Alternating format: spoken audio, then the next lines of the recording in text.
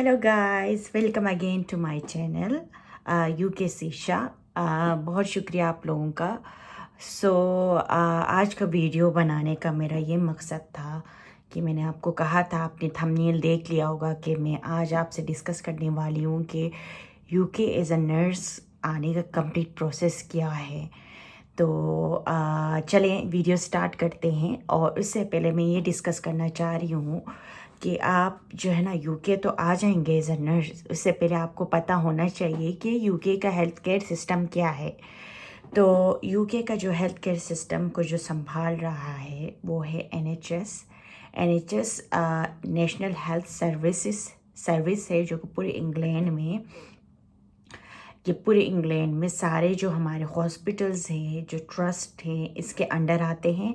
और ये जो एनएचएस सेटअप हुआ था वो हुआ था 1948 को। इसका जो मकसद था वो ये था कि यहाँ के जो सिटीजन्स को, उनको जो है ना क्वालिटी ऑफ केयर और स्टैंडर्डाइज केयर उन्हें मिले और उनकी नीड्स के हिसाब से उनको केयर प्रोवाइड किया जाए। तो इस एनएचएस के जो अंडर है ना बहुत सारे ट्रस्ट्स आते हैं। वो ट्रस्ट क्यों बनाए गए थे? क्योंकि वो हर एरिया, यहाँ के जो हर जोग्राफिकल एरिया है, उस एरिया में हर पेशेंट्स को और हर सिटीजन्स को उसका जो है ना क्वालिटी ऑफ केयर मिले। और इसमें अंदर जो है ना कम्युनिटी सर्विसेज भी होते हैं और पेशेंट को ट्रांसपोर्ट फैसिलिटीज़ भी मिलती है। तो ये था हमारा जो है ना इंट्रोडक्शन यहाँ के हेल्थ केयर सिस्टम का, जिसको एनएचएस बोलते हैं। तो हम शुरू करते हैं अपने जो है ना as a nurse registration process को हम स्टार्ट करते हैं। सबसे पहले आपका जो स्टेप 1 होता है, स्टेप 1 ये है कि अगर आप कोई रजिस्ट्रेशन कर रहे हैं एनएम जो है ना नर्स, एज अ नर्स आप यूके के गवर्नमेंट के साथ रजिस्टर हो रहे हैं, तो आपको सबसे पहले इम्पोर्टेंट ये है कि आपके पास पासपोर्ट होना चाहिए। तो पासपोर्ट, जिन्होंने अभी तक पासपोर्ट नहीं बनाया है, काइंडली मैं आपसे रिक्वेस्ट करती हूँ कि आप सबसे पहले जाके अपना पासपोर्ट बनाएं। अगर मैं पाकिस्तान की बात करूं तो पाकिस्तान में आपके पास पासपोर्ट जो है ना 5 इयर्स का है, 10 इयर्स का है। 5 इयर्स में ये होता है कि आपके पास 72 पेजेस होते हैं और 10 इयर्स में ये होता है कि 100 पेजेस होते हैं। तो ये आपके ऊपर डिपेंड होता है कि आप 5 इयर्स का बनाते हैं या 10 इयर्स का बनाते हैं। अगर आप नॉर्मल की बात करें, अगर आप नॉर्मल बनाना चाहते हैं तो नॉर्मल में जो पाकिस्तान में जो फ़ीस लगती है वो है अगर मैं 72 पेजेस की बात करूं उसमें लगती है 6500, जो कि टैक्स इंक्लूडेड। और साथ ही साथ अगर आप जो है ना अर्जेंट की बात करते हैं, अगर आप अर्जेंट में बनाना चाहते हैं और आप जल्द से जल्द प्रोसेस स्टार्ट करना चाहते हैं, उसकी जो फ़ीस है अराउंड 12,000 to 13,000 इंक्लूडिंग टैक्स है। अगर आप चाहते हैं कि नहीं मैं 10 इयर्स का बनाना चाहता हूँ, तो उसकी जो नॉर्मल फ़ीस है 10 इयर्स की, वो जो है अराउंड है नॉर्मल की है 7,000। और साथ ही साथ जो है ना अगर आप अर्जेंट की बात करें वो 13,000 है 100 पेजेस का। तो मैं आपको जो है ना शेयर कर लूँगी लिस्ट भी स्क्रीन पे, तो आप एक दफ़ा देख लीजिएगा कि आप पासपोर्ट कौन सा बनाना चाहते हैं। अब आपने पासपोर्ट जो है ना आपने बना लिया, चाहे वो नॉर्मल हो या अर्जेंट हो, आपने पासपोर्ट बना लिया। अब हमारी बात आती है, आपने पासपोर्ट बना लिया, अब आती है आइल्स या ओईटी। तो ये ज़रूरी है कि आप कोई इंग्लिश कंट्री आ रहे हैं तो आपको जो ना या आइल्स देना होगा या ओईटी देना होगा। तो मैं आइल्स और ओईटी दोनों के लिंक्स आपसे डिस्क्रिप्शन में शेयर करूँगी, तो आप प्लीज़ चेक कर लीजिएगा। वहाँ जाके आप लॉगिन करके, अगर आपने अभी तक नहीं किया, वहाँ जाके अपने आपको वेबसाइट के साथ रजिस्टर करके आप वहाँ से अपना आइल्स या ओईटी के लिए टेस्ट बुक कर सकते हैं। तो मैं अगर ओईटी की सबसे पहले बात करूं तो ओईटी को कहते हैं ऑक्यूपेशनल इंग्लिश टेस्ट। तो ओईटी जो है ना यहाँ यूके में एक्सेप्टेबल है। कुछ कंट्रीज़ में ओईटी एक्सेप्टेबल नहीं है, बट यहाँ एक्सेप्टेबल है। तो ओईटी जो है ना ऑक्यूपेशनल इंग्लिश टेस्ट जो होता है ना, वो आपके प्रोफेशन के रिलेटेड टेस्ट है। तो मतलब ये है कि जब आप ये टेस्ट देने जाएंगे तो ये जो है ना आपके नर्सिंग रिलेटेड ही होगा, आपके नर्सिंग के रिलेटेड चीज़ें होंगी, तो यह आपके लिए थोड़ा सा इजी हो सकता है। और ओईटी की जो कॉस्ट है वो ऑस्ट्रेलियन डॉलर्स में है, अराउंड 587 और समथिंग लाइक दैट है, या 587 है, जिसको अगर मैं कन्वर्ट करती हूँ पाकिस्तानी रुपीस में वो हो जाते हैं 1,10,643 रुपीस हो जाते हैं।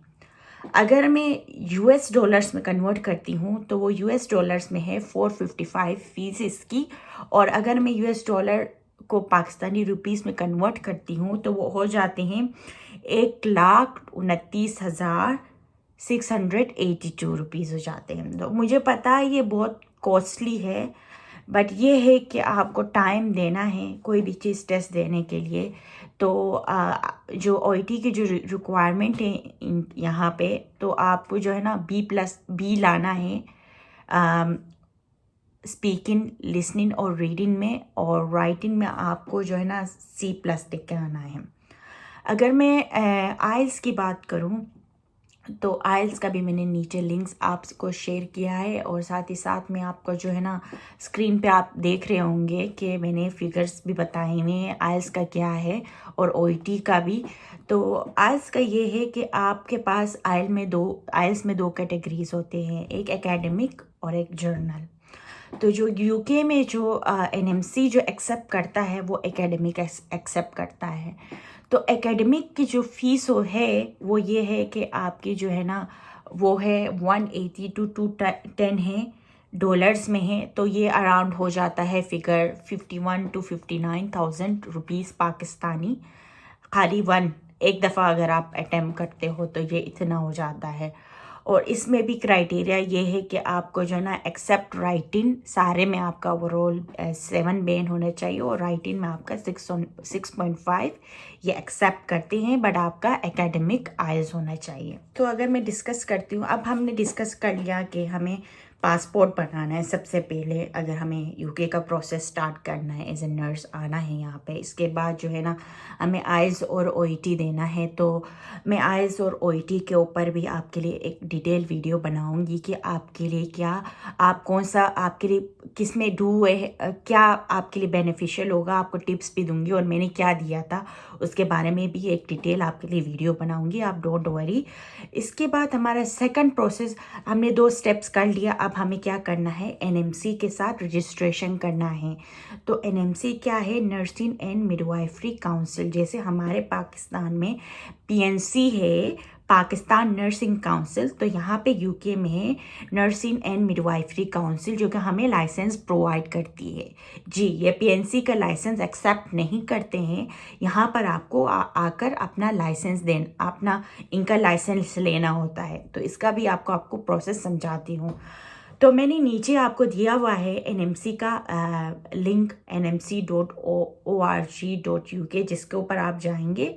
जाने के बाद क्या करना है, आपको अपना एक्टिव ईमेल एड्रेस डालना है, जिसको ऊपर आप रोज़ रेगुलर चेक करते हैं, वो वाला ईमेल डालना है, और अपने आप को रजिस्टर करना है इस वेबसाइट के साथ।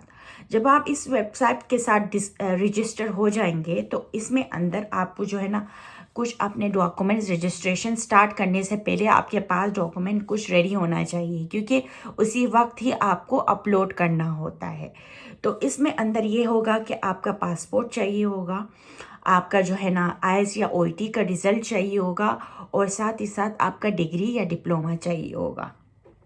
तो सबसे पहले आपके पास तो पासपोर्ट आपने बना लिया, आपके पास OIT या आइल्स का रिज़ल्ट आपके पास आ गया।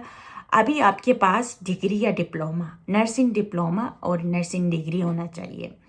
तो UK में ऐसा है कि आप जो है ना, ये लोग आपकी कॉपी भी एक्सेप्ट कर लेते हैं, बट उसका शर्त ये है कि आपको अपनी इंस्टीट्यूशन से अपनी कॉपी को अटेस्ट करवाना पड़ेगा कि ये मेरी ट्रू कॉपी है। और ये लोग डिप्लोमा भी एक्सेप्ट करते हैं, और साथ ही साथ ट्रांसक्रिप्ट भी एक्सेप्ट करते हैं, अगर वो आपकी ट्रांसक्रिप्ट ओरिजिनल हो। तो जो फर्स्ट रजिस्ट्रेशन में आपके क्वालिफ़िकेशन के रिलेटेड, और साथ ही साथ वेरी वेरी इंपॉर्टेंट थिंग ये है कि आपका PNC लाइसेंस भी चाहिए होगा, जो कि आपका ओरिजिनल होना चाहिए, और इसमें आपकी थर्ड पार्टी वेरिफिकेशंस आती है।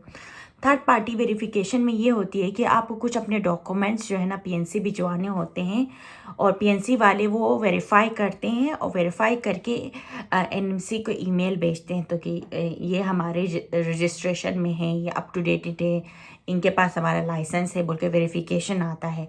तो थर्ड पार्टी वेरिफिकेशन के बारे में भी मैं आपके लिए एक डिटेल वीडियो बनाऊंगी कि आप कैसे कर सकते हैं। इसके बाद जो हमारी रजिस्ट्रेशन की जो फ़ीस होती है, जो फर्स्ट रजिस्ट्रेशन की जो फ़ीस है वो है 120 पाउंड्स। यस, 120 पाउंड फ़ीस है। अभी जो है ना पाउंड जो है ना पाकिस्तानी रुपीस में अगर आप कन्वर्ट करोगे 345 और समथिंग लाइक चल रहा है, तो 120 पाउंड जो है ना फर्स्ट रजिस्ट्रेशन की फ़ीस है, including tax as well, tax भी कटते हैं। मेरे चैनल को लाइक कीजिएगा, सब्सक्राइब कीजिएगा और कमेंट करिएगा कि मैं नेक्स्ट वीडियो किस बारे में बनाऊं। और आप जो है ना अपने दुआओं में मुझे याद रहिएगा, अपना ख्याल रखिएगा। Take care, bye.